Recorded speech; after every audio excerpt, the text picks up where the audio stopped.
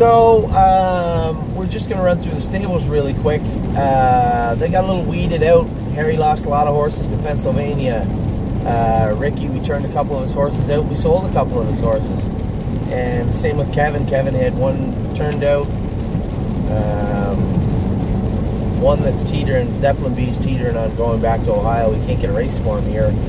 It's frustrating because I didn't pay, can you put Zeppelin back there? I didn't pay Zeppelin B into the fairs. I just assumed he was going to be a solid Buckeye horse for us, and would have been a handy horse to race in the fairs, I think, this year. So I guess a mistake, but we'll race him in the Nowhere's 2 or maybe the Nowhere's 2 condition claimer. Nowhere's a 50 condition claimer. It hasn't filled in a couple weeks. That's where we're going with him.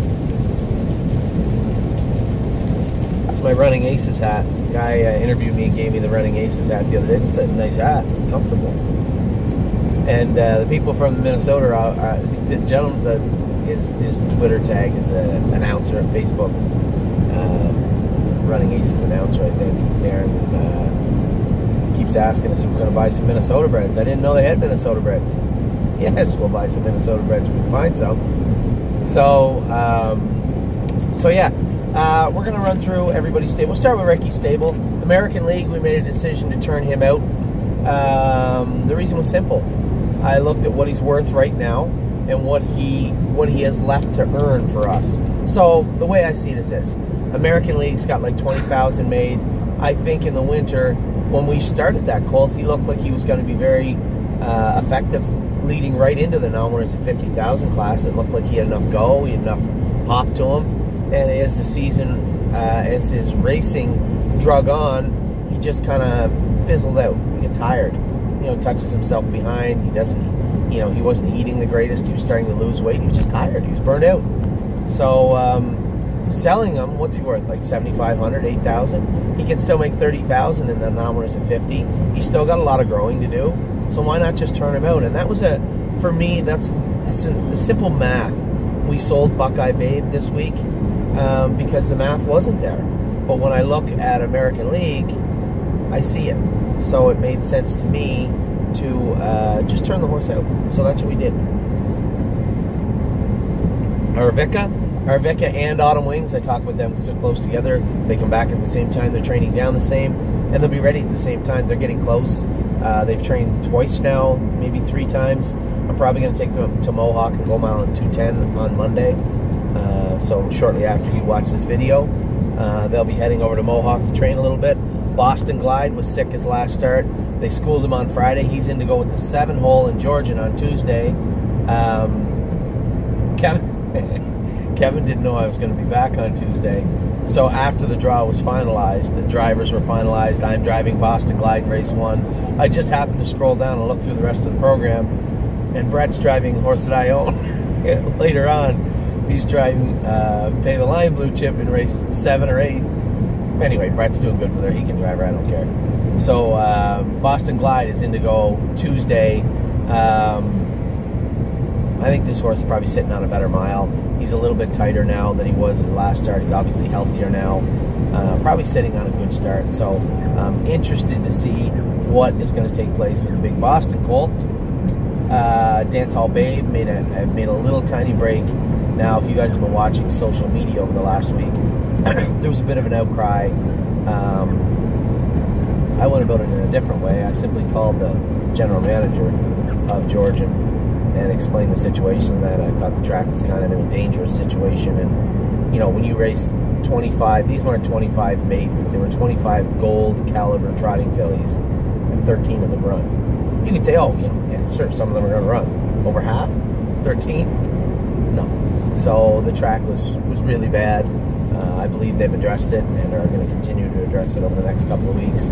Anyway, Dance Hall Babe, usually when you get her away from the gate and she ducks her head down and she's trotting, she's usually flawless. So I just let her go out of there, and as soon as she ducked her head and started trotting forward, I just left her alone, and she rolled off stride on me and kind of caught me off guard. So we'll train her up real hard on Monday at Mohawk. She'll race Friday. Now Friday I'm in the Meadowlands, so I'm going to get James to come down and train her on Monday morning. See if I can get him acclimated He hasn't had a very good track record with Dance All Babe training in the winter, but I think it was just circumstances. This is a good filly, and I think James is a good fit for her, so I'll ask him if he'll come down and go with her on Monday. Who's Your Muscle? This is a tricky situation. Made a break on me the other night on in that track. That was poor. And then drew the rail in Grand River. Now, I wasn't too concerned, but I've told you this filly was a little crazy in the past. She's a handful. She's not a little boy's horse, and I can't drive her on Monday. Mohawk put Mo better in the second race at Mohawk, 40 minutes away from Grand River. They had to just put him in the third. I could have driven them both, but he's in the second. So Jason Ryan, I had called him and talked to him about the filly and asked him if he would drive Who's Your Muscle, and he said he would. So I hope they get along well. I don't know how that'll turn out, but I hope they get along well. Christine K. Again, another horse raced on that horrible track. She raced good, but was sick after, so we put her on antibiotics, give her a week off. And she's in to go Wednesday at Grand River. I see she drew the dreaded 8-hole, so I think that will be her last start for us, and then she'll be heading to New York. Sunshine Inn is racing Sunday at Georgian Downs. Her and Linnea needed to start before the Battle of the Bells. Both of them are coming off the virus and should be much, much, much better. So we'll use Sunday as a prep race for the week after the Battle of the Bells. And Time Houdini raced fantastic. I mentioned to Mike Saftik, no, look at it raining. Wow, I'm ever glad I'm not racing today, Saturday. Time Houdini raced fantastic. He 2 or 3 moved him in the mud. And if I'm not mistaken, he dropped his whip. I didn't get a chance to ask him because I didn't want to embarrass him. But I think he dropped his whip at some point in the mile because I see he was slapping at him halfway down the lane with the lines. It was muddy and raining, but when they showed this close-up view, it looked like he dropped his whip. So maybe he did, maybe he didn't. Either way, the horse raced tremendous. Was second in 59. His first official race, and used very hard to do it. Not surprised at all. Just a really, really nice horse. And King of the Ball's back training, much like Autumn Wings and Rebecca. He should be ready to go. I haven't actually asked Ricky how he went specifically, but I haven't heard any negative reports. So I'll talk to Ricky when I get back this afternoon about King of the Ball, because as we know, he was one of our top prospects heading into the stake season. He'll get there. It's going to take a little time, and if we get him, a couple weeks down the road and he's still hot as a firecracker, we're just going to turn him back out. But I don't think it's going to come to that. I think that it was just a perfect storm, so to speak, with King of the Ball, and we will get him back under control. So I'll be back in a minute. We'll talk about Jason, Harry, and Kevin.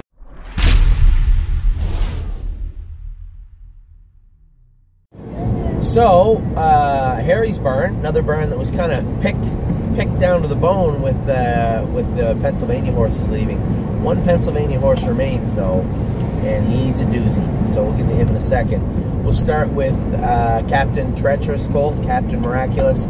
Little flat in his qualifier. Actually, not a little. He was horrible in his qualifier. 2-1, I think, 31 seconds on the end. Was a little bit sick after. Now, a couple of our clients asked us what was going on with Captain Treacherous, or Captain Miraculous.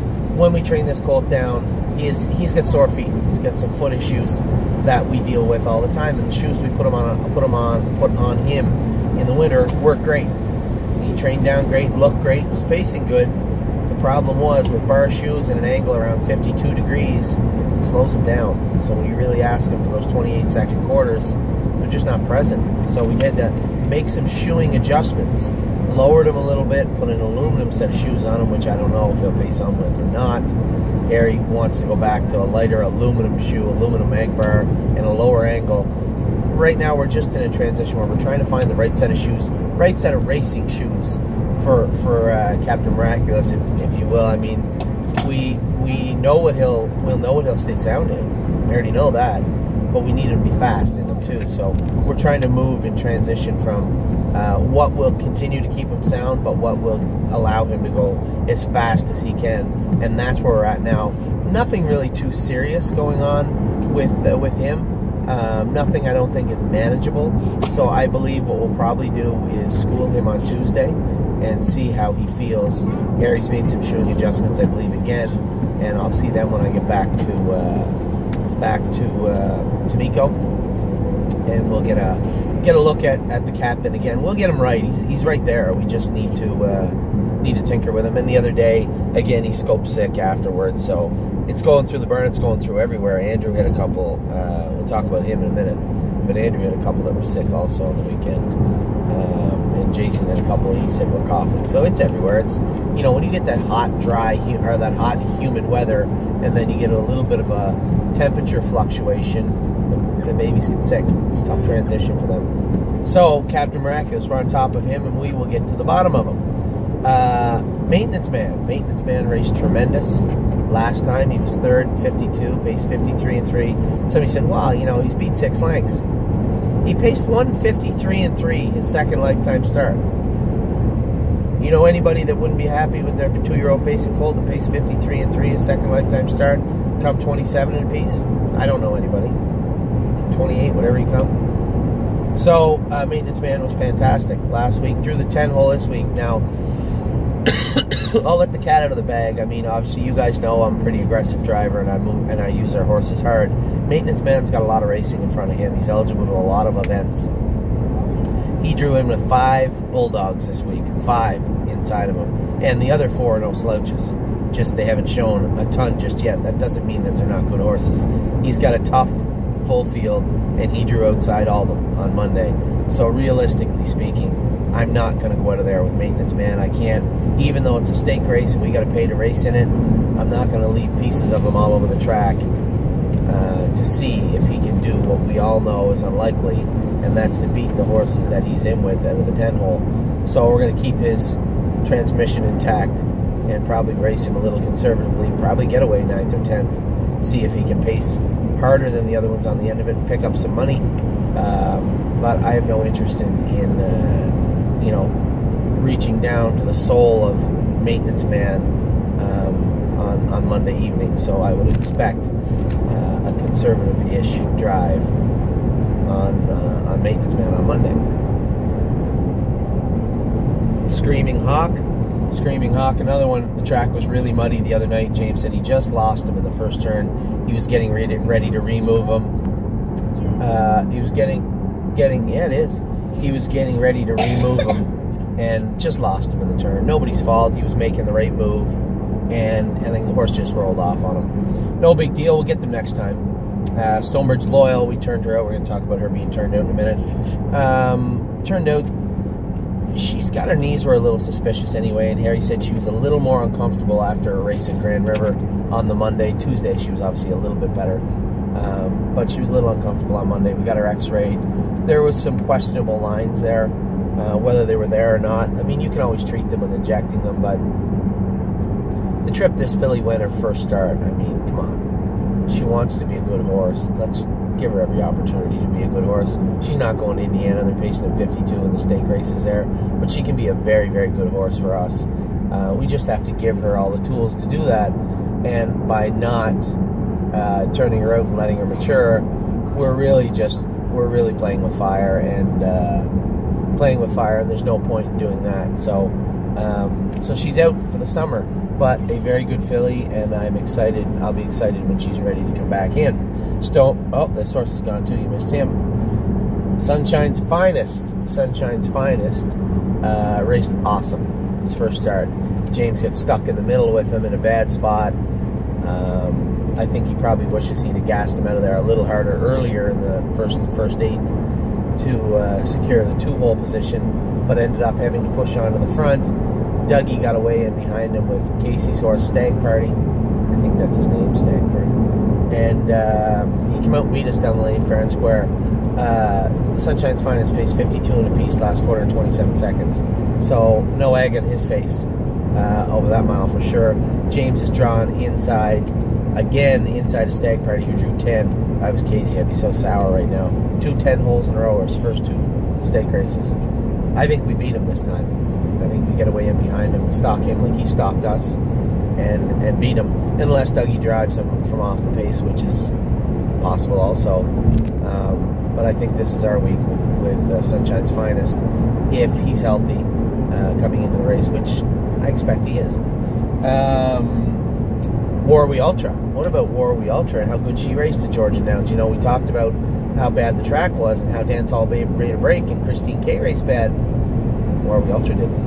She finished third, 159, trotted her mile 59, and looked absolutely fantastic in doing it. So really, really excited about Warwe Ultra, and ultra excited. See what I did there? Ultra excited because James got along with her, and it's really looking at the schedules. As you can imagine, a lot of our horses cross paths in different jurisdictions.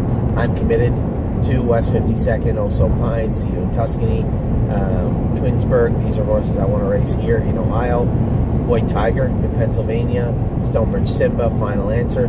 These are horses I'm excited to go along with. Not downplaying the other ones, but I trust James with our horses and the other drivers that have gone with them in the winter to trust somebody in Pennsylvania or Ohio. They've never sat behind them. And for me, I think I like the way it's set up, especially that James got along with Warwe Ultra this week is really important, because he'll probably be seeing a lot of her this coming Friday. I'm at the Meadowlands with White Tiger. That's when the fillies go again. So Dancehall Babe and Warwe Ultra are going to have James driving them. So I was really, really happy to see James get along really well with Warwe Ultra. Better Call Mike's back. I guess he should have been at the top of the list.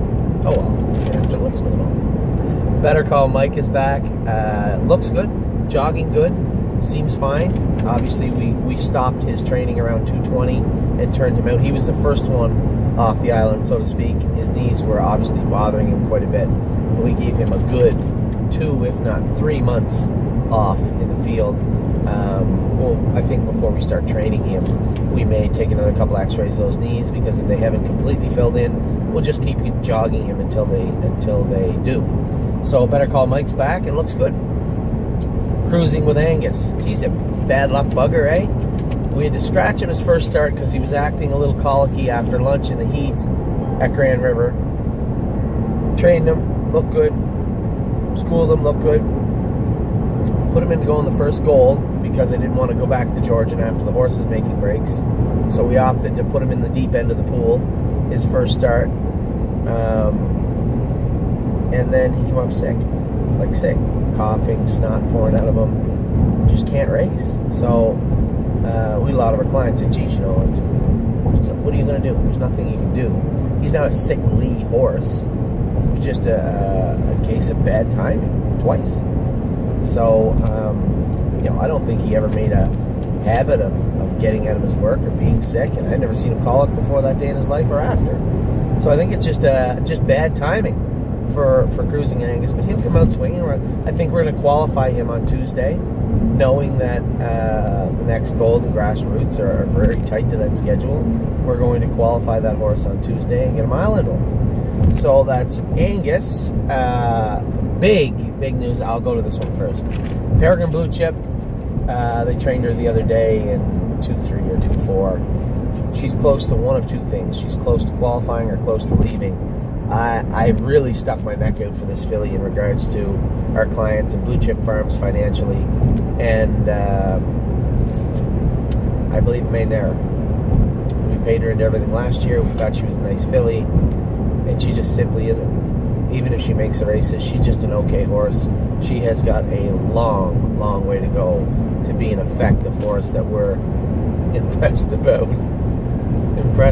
at the stable. So she's ready to go again after she jumped on her foot in Georgian Downs a month ago, made a mess of it. But she's ready to go, so we'll probably qualify Peregrine Blue Chip on Tuesday, qualify Cruising and Angus on Tuesday, and the big news is Just a Tad. So Just a Tad, we bought him back.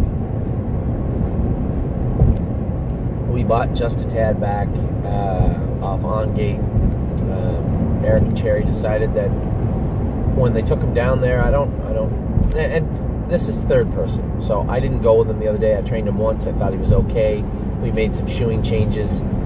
Ricky went with him the other day, said he was on the left line, which he's always been. On the left line, but trotting fantastic. So they went a mile in 2:12 or something with him at Mohawk. I'm going to take him back over to Mohawk Monday morning when we take Dance All Babe and the other horse over, and we'll see what he's comfortable going. I don't know where he was in his training, but I can tell you I don't see a horse that needs to be turned out. So a lot of you have been asking about shares of Just a Tad. I don't know how many we're going to make available, and I don't know what the price is going to be. Obviously, I'm not looking to gouge anybody, but there's a lot of people asking for shares. So we'll see. I'll let you know. And the last thing I want to do is sell shares to you guys, and then lo and behold, hey, Eric and his trainer were right. Of course, you know, we got him in 2-1 and he fell apart. I don't want to do that. So there's no rush. They're not going anywhere. Whether we train him in 2-1 or whether we train him in 2-12, the price isn't going to change. Yeah, so look, that truck on the back seat, Chevy. That's right. Ollie's pretty good at the road game. He knows all the cars now. He knows all the trucks. So that's Just a Tad. I'm really, really, really excited because you know what I thought of Just a Tad. You know, we were a little heartbroken, guys. We were a little heartbroken when Just a Tad left, and curious when he showed up on the site, the sale site, and excited to have him back. So Just a Tad is almost ready to rock. He's close. I don't know how close, but he's close. And we'll see over the next week what we do with Just a Tad in regard to shares. We'll be back in just a minute. We're going to run through the last 2 burns. We have Jason's burn in Ohio, which obviously a lot of them are full of babies, so that's a quick list because a lot of his horses are on the top 10 list. Jason's burn and Kevin's. We'll probably start with Kevin's. We'll be back in a minute with Kevin and Jason's burn.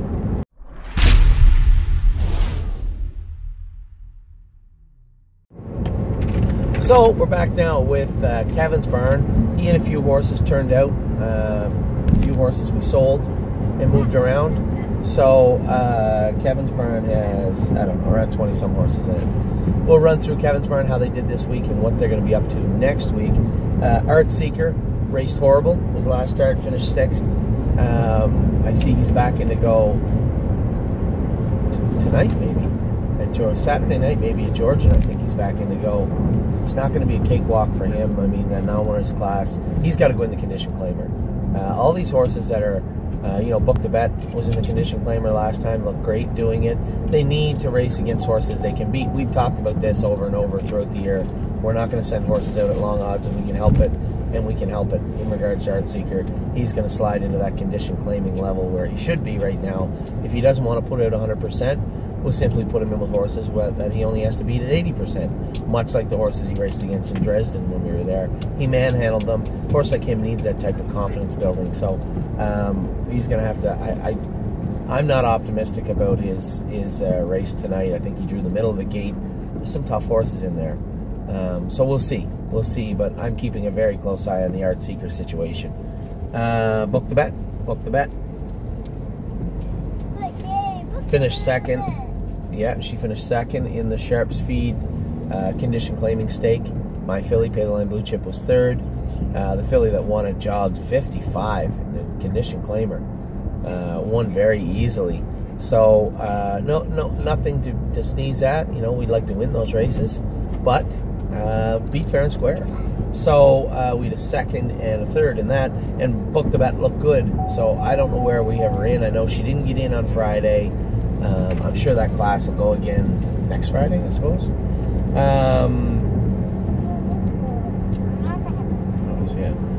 Buckingham.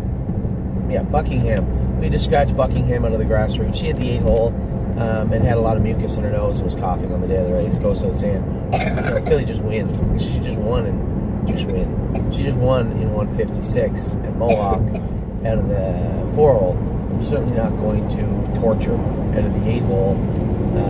So we opted to scratch her. Kevin and the guys in the burn had called and said, listen, Philly's coughing. It's no brainer, so you don't have to call. Just scratch her. So that's what they did. Dancing at Midland again, come up a little bit sick in the final. It's really a disappointing race to watch. I know it was deflating for a lot of his owners because Midland is owned by a few people in that area, up in the Hanover area, and was picked for 2nd in the final of the race. And didn't race well. You know, he raced poorly, and scoped him after again, a little bit sick. Happy Holidays won her last start, but bled a little bit doing it. She raced in a jurisdiction that did not have Lasix. It's okay, you can get by once in a while. He got by one, and then oh, that's why that's not working right. She got by, she won, and a little bit of blood in her nose, so had to give her a week off. She's racing somewhere this week. I saw her name somewhere. Grand River, I think, is where Happy Holidays is going to be racing. I'm not sure. Obviously, hasn't come back yet to the mare she was last year. Lots of time yet. We'll try and use that win as a building block, get her somewhere better. Because this affiliate set the track record at Flamborough last year. Track record, they're going to be a long time breaking. And I was corrected on that also. It's the second fastest mile by a mare ever on a half-mile track in Canada. The fastest was Mystical Sunshine. Mystical Sunshine was a open, and when I mean open, I mean Grand Circuit open trotting mare. So certainly nothing to sneeze at in that regard. So Happy Holidays will be making her race next week. Her at 8. So I called James before the race, and I'm like, listen, I'm not going to twist your arm. You do what you want. But if you don't leave with her at 8 a little bit, at least, I don't know what she's going to do. You know, get away 8th and finish 6th and pay to do it. It's a tough pill to swallow, especially when she's got as much gate speed as she did. So if you think you can get out of there with her, get out of there with her. And if it wasn't for the 7 just getting his toes up in there, leaving the gate, I think James crosses right over into the 8 hole, parked 3 wide around the first turn, 27 in a piece, and charging on the end of it, 58. Now, okay, she come 31 seconds, but that's a deep track. They were tired, and when she advanced, let's say that she advanced from the head of the lane to the wire and was coming to the leaders at the wire, raced well, got jammed up, and then come on the end of the race and raced really well. So really, really impressed with what I've seen from her at 8. Actually, to be truthfully, from what we saw of her training down, she's improving weekly, maybe daily, maybe hourly. Her at 8 looks very, very good from what I can see. Very, very happy with that filly. Obviously, she was a high prospect of ours at the sale. We paid a lot of money for her, and we paid $35,000 for her. She's had her sister to bolt the door, and I think what we got is a really nice filly. Not a gold filly, but she's going to be a really good little filly for a big filly for us. Master Saver found himself in a little bit of a rut, and I don't think he's going to get out of it this week. Another horse that needs to enter the condition claiming ranks. Not because he's a bad horse, it's just this time of year the numbers are too tough. It's tough. You know, and now that I say it out loud, I would even entertain the idea of turning him out for a couple of months. This is a horse that wants to do good. He did throw a 2-race win streak together and has raced decent. And I think, and I've said this, and I'm going to continue to say it, I will always have a place in our barn, in our business, for horses that want to do work. Look at a horse like Beck's Pride. We finally sold Beck's Pride, but Beck's Pride stayed a lot longer than he should have, simply because he tries. You know, he's just not talented. But he tried, and he wanted to be a better horse, and I was hoping he'd mature along the way, and he just didn't. Not enough. So we sold him. And Master Saver's got lots of racing in front of him. Here's a horse that wants to do his work, and he's a decent horse. So he might be a horse that I might turn out. You know, I own a big chunk of this colt, and you know, if this now is a 2 class, it's going to be tough. Like, he's got a race against Boston Glide on Tuesday night. That's a tall order. And, you know, he can't beat Boston Glide. So, it's not the spot for him. So if we can't find, like, Who's Your Muscle fits in the class he fits in. So, we need to find, we need to get him into the condition claiming ranks and get some more wins under his belt, because he is a decent horse. So I want to see him do good. So Master Saver was good. Mo Better come out of the clouds and obliterated them last Monday, last quarter in 27 seconds flat, and looked awesome. Very, very happy with what I've seen from Mo Better. Jogged his first start at Grand River, scoped sick his second start, and then, as you can imagine, we kept a very close eye on him because he was back in 8 days. And I told everybody in the video last week that if he wasn't 100% on race day, we simply wouldn't race him. Was he 100%? He come from 6th at the head of the lane, 27 seconds flat on the end of it, a mile and 1:55 and 1. Just an absolutely you know, for knowing the situation, the horse and everything, just a jaw-dropping mile out of this colt. Now, he's not as good as Maintenance Man and Sunshine's Finest. He's not a gold colt. But I'll tell you what he is. He's a nice horse, a real nice horse. So for me, Mo Better, Little Better's Delight colt, headed to the Battle of Waterloo. He's going to swim with some of the Sharks on Battle of Waterloo Day, and we'll see what he can do in with them. But certainly owes nobody anything when it comes to this year so far. Wow, just a tremendous looking little colt. Mystical Mission was flat the other day. I mean, the race office gave him the outside head, the 10 hole in the non-winners of $1 billion, like just a tough bunch. Like 24,000 class, like the backup class, or third from the top class in Ontario, and just look really flat. But you get away 10th with this horse, that's what you're going to get. And first and foremost, Mario was driving. He kept him trotting. Probably kept him a little uninterested. But what are you going to do? He's not going to beat that bunch. So he's still up high this week. Oh, excuse me. Now, what is the 22,000 this week? Or sorry, the 22,000 class this week. Another tough pill to swallow, but play the hand with Delt and move forward with him. He's made over 50,000 this year already. So quietly, a very good earner for Mr. Newbigging in London, and I expect he'll be back in his winning ways soon enough.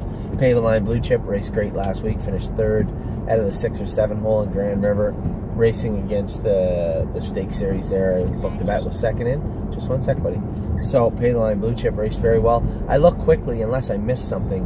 I think since like the end of February, she's been out of the top 3 one time, maybe twice.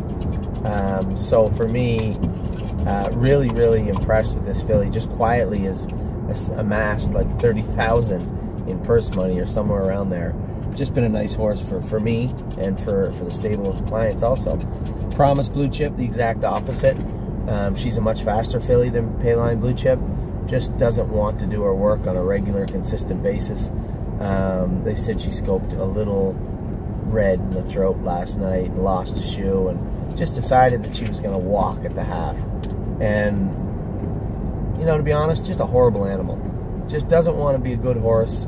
And the reason I had the disdain I do, like a little bit of angst towards this filly, is simply because I know how talented she is.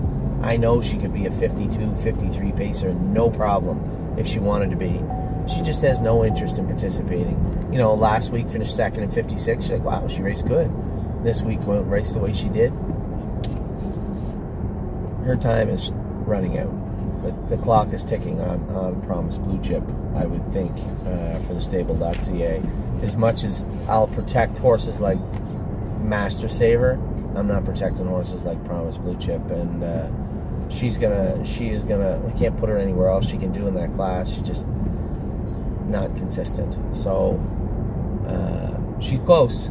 She's close to heading out, but we'll see. We'll find somebody to buy her. Somebody will race her in New York or Ontario. She'll be effective somewhere for somebody, but just not our cup of tea. Horses that don't want to do their work and don't want to race, she's going to have to maybe find new accommodation somewhere.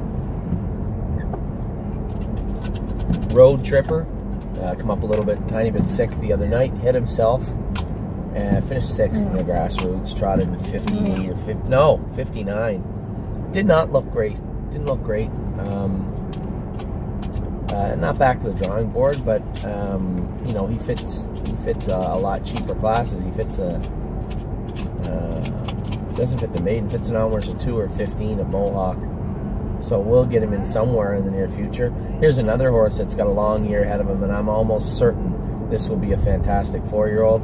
So I'm almost tempted to pull the plug on him and turn him out for a couple of months too, because this is all going to pay dividends down the road. Almost an absolute certainty with a horse like Road Tripper. Very talented, big, huge colt. Been racing through the winter and into the summer. I don't know if we will. We'll let him tell us over the next month or so. But very bright future for this horse. And I like what I see. Didn't like what I saw the other night, but nobody's fault really. Just the way it shook down. So Road Tripper was a little flat. Rose Run Speedster, got a little issue with this guy. He just came in the heat. he colicked twice on us in the heat, and when we had him in to go, we were about to enter him. Kevin had said, we'll enter him wherever, the 12:15 claimer, and then colicky the next day. So we had to run a lot of fluids into him and watch him, and he seems fine now, but really odd. I've never seen this horse colic in his life, and the 2 bouts of colic in 10 days, it's a lot. So obviously I'd be lying if I said I wasn't concerned. I am concerned, but we'll, it's one of those things. He'll work through it, and he's fine now. So we'll have him in to go this week, I suppose. Sally the V, I didn't see the race. I didn't even see the line. I saw a snippet of the race as I was walking by. I think she raced bad, and I don't know if they scoped her. I'm certain they did. I wish I could give you an answer right now. Kevin actually was on vacation last week. So Mike was there. Obviously Kevin and I and Mike worked together. There wasn't an issue racing the horses, but I don't know if they had Sally to be scoped. I assume they did. I didn't get a report, but looking at what I saw on the TV, for sure she was sick. So we'll move forward. She has been racing great out of Kevin's barn, second and first, I think, or second and 56, and has looked really well. So I expect that's a little bit of an anomalous start for Sally DeVee. Stonebridge Hall, another horse, missed last week, didn't get in, was a little bit sick the week before, should be at right around 100%. I don't know where Kevin's putting him this week. I haven't talked to him about him at all, but I know he's going to have him in to go soon enough. And Time Altulo, wow, what a mile out of Time Altulo. Second and 59 in the mud, so he's got 2 seconds and a win now in his 3 starts lifetime. This colt's turning into a legit type colt, Ollie. Into a legit. We're not home for another hour and a bit, buddy. So really turned into a legit type colt.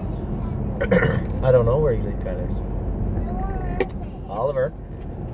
So Time Altulo, second in the gold the other night. Obviously going to keep him in the gold ranks now. I think he's proven himself. It was a little nip and tuck his first start. I'm like, he's okay. His first qualifier, his first start. He's really matured into a nice horse and was coming again at the wire the other night.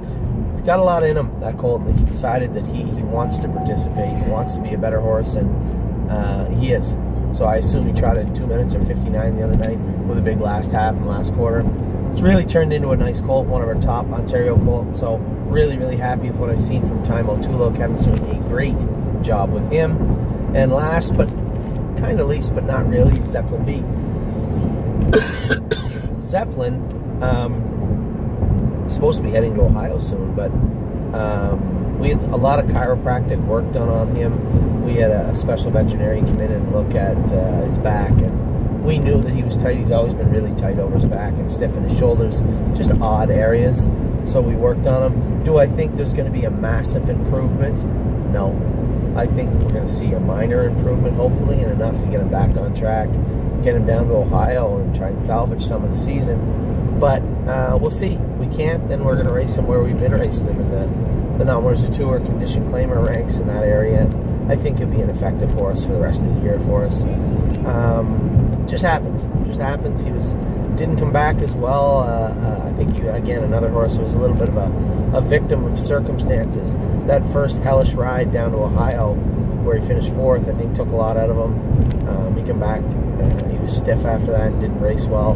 Now he's back on the mend, and I expect you'll see a very good form of Zeppelin B moving forward. So that's Kevin's barn. Pretty decent week. Hard 8 was 3rd in the grassroots. Time Altulo was 2nd in the gold. Book the Bet and Pay the Line Blue Chip were 2nd and 3rd. Road Tripper was a little flat. It's a little bit of a mixed bag this week, but the good horses were good. The mediocre horses were mediocre, and the bad horse was bad. So we'll be back in a second to run quickly through Jason's barn, because Jason's barn has a lot of horses that have made the top 10 list, and we've changed up our format this week in that regard. We'll still have a top 10 list. We're going to run through all the stake horses that are almost ready, and talk about the turnouts a little bit. A more all-encompassing, compact list this week, if you will, coming up, but we'll be right back with Jason's list.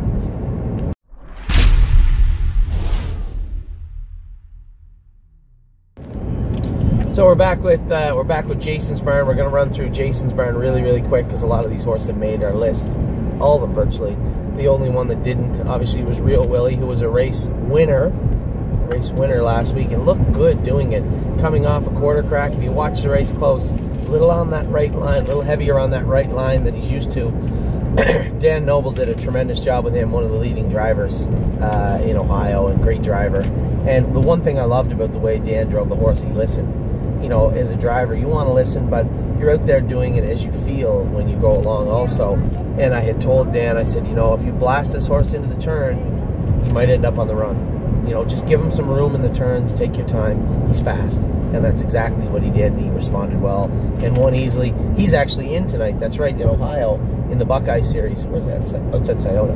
In Scioto. So coming off a 153 win going into the Buckeye, I'll be honest, I didn't look at the program at all. I forgot he was in till right now. But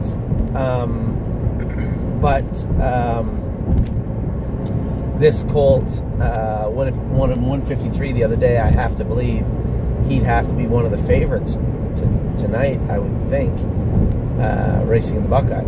So that's Real Willie.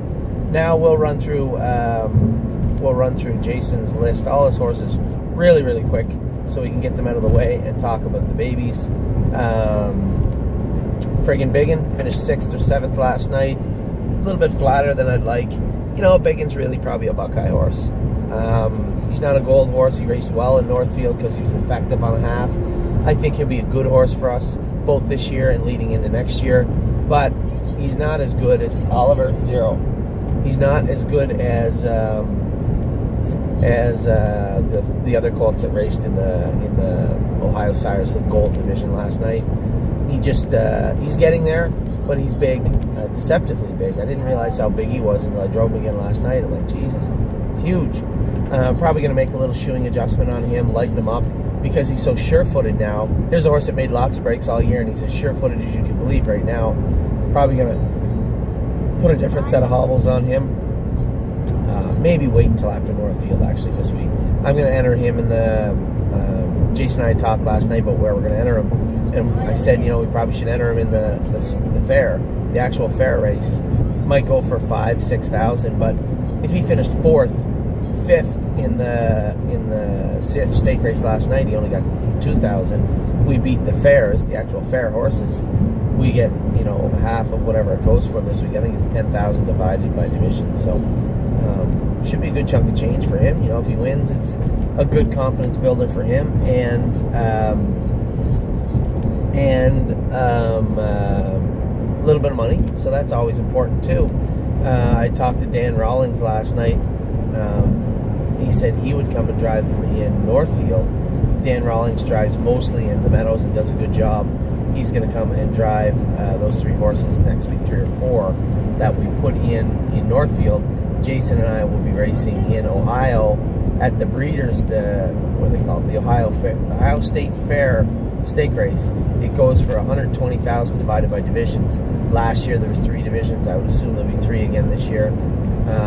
That will make about a $40,000 race, much like we raced for last night. So we'll see who we got there. Definitely, I would suspect you'll definitely see Oso Pine, West 52nd, and then possibly Yes. We'll talk about Yes in a minute. He got it done. I mean, just he's a. That's right. He won the Sire Stakes, Ollie. Yes, really tenacious. Just a meat and potatoes horse. You know, nothing special. No blinding speed, just an even Steven type grinder, and they gave him an opportunity. They left the window open for him last night, and he crawled through and won, and did it well. Won by 2 lengths, and looked good doing it. So we have friggin' Biggin. Candy Mac made a break the other day. He's struggling a bit, Candy. A little rough in the turn, in the first turn, and I lost him. Shouldn't have. He was a little frustrated last night, this horse. So we're going to do a little work on him and get him back at it here in the next little bit. Majesty Boy raced okay. Josh Sutton missed the gate by at least the length of a football field, and he finished up right behind me with Curious Winner. Curious Winner should have been up here too. Curious Winner is raced well the other day. Little unfair. You remember how hot that horse was and how cantankerous he was and tough to deal with. So I was a little protective of him at the gate. And in hindsight, if I had just let him roll out of there, dropped in behind the horse, I think I'm a winner. Definitely second. But I ended up first over with him. He had him headed down the backstretch. He's got a tiring gait, and the hobbles were on tight, and he got tired. So he fizzled out a little bit and ended up 6th or so. And no, ended up 5th. He got a check. But could have been a lot better. I was just a little conservative with him. I didn't want to. Oh, excuse me. I didn't want to have to requalify him, so I was ultra conservative with him. Ended up in the first overpath and kind of got him chewed up, and he finished 5th. Majesty Boy finished right behind me at 6th, and raced good by all accounts, I suppose. Maxwell Plum, he had bruised his left hind leg in his first race, so we had injected it and gave him a week off. Had to scratch him the other day. Keeping a real close eye on him in Ohio. Here's another horse that I know has got a bright future with us. So if he's not going to be ready in the next 2 weeks, I might turn him out. Might turn him out for a month or a month or two, and bring him back in the wintertime. You know, it's not like they race for a fortune in that Buckeye series. It's much like the grassroots here. If you have the best one, great. If you don't, it kind of sucks. You know, you got to pay $350 here. I think you pay $250 or $300 to race in the Buckeye in the U.S. And if you can't win going in, if you pick up the program and you're 10-1 in the Buckeye, you better do some soul searching, because it's not like it's cheap, but there's nowhere else to go other than the fairs. And I don't want to be, you know, if the horse can race in the fairs and make a little money for us and bang out some checks, great. If you can't race in the fairs, get him home, get him turned out, let him mature, grow up, cool out, let his legs cool down. So we have a good horse at 3, because he's a worker. He wants to do his work, and I think his employment is safe for now, because he's just a worker, just a nice horse to be around. Oh So Pine, I got beat with him on Friday night. He's not as good on the front, but when you're 3 to 5 with a bunch of long shots, and the problem is a lot of these horses are like their second start. The horse that followed me raced great, pounced on me. I should have been able to put him away, but Oh So Pine, his track was a little muddy, a little sticky. We went 58-4, and he's not as good on the front, that horse. And he was a little soft coming out of the turn, and the guy in the 2-hole jumped on me and beat me at the wire by a neck, fair and square. But I finished second, going for 40. But I know, you know, Oh So Pine's got 30-some thousand made now. It's nothing to sneeze at, and he'll get them next time, which is next week in the Ohio Breeders, Ohio State Fair. Ready for the beach. Turning into a little bit of a troll, this horse. I wasn't happy with what I saw the other day. We're going to make a few little shoeing adjustments. Have the vet go over him again. This guy, he better pull his pants up, because I'm not happy with what I'm seeing out of him. Again, you look at a horse like Maxwell Plum, didn't get any money his first start. Had to scratch him his second start, and you hear me talking about how I like him and how his employment's safe. Then you have this horse, who was going to win his first start and made a break, then was rough his second start, and we're not so happy with him. It's his attitude. His attitude's a problem for me, and he's gonna have to do better. So, ready for the beach. We'll see how he races his next start. That will be a clear indicator of the path he will go down shortly after that.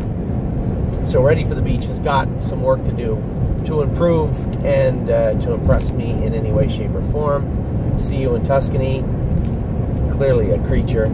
Was not comfortable on the half-mile track in the mud with flip-flops on the other night, and he got beat. Or no, he didn't get beat. He won, but he used his head.